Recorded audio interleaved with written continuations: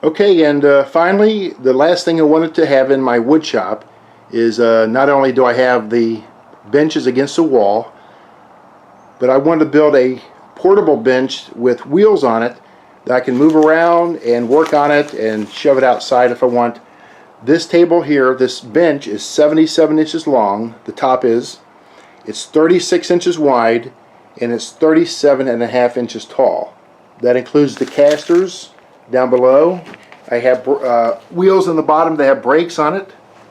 Let's see, here we go. Just like that. There's a bottom shelf.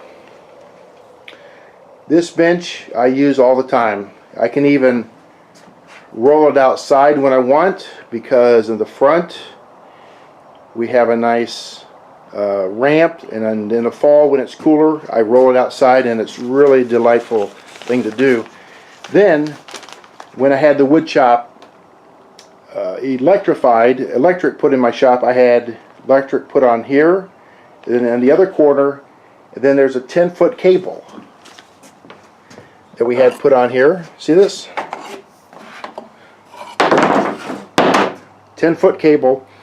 Then on the very end I want a tray to hold scrap wood or screws or nails or tools.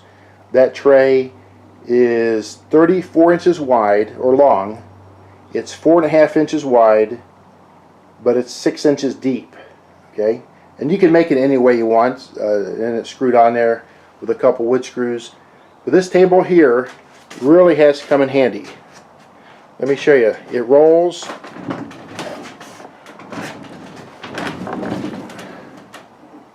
There we go. Let's push it. There you go. That'll push all day long, and again I can roll it outside or use it anywhere in here. And again, just to share that with you. Thanks for joining me. Bye.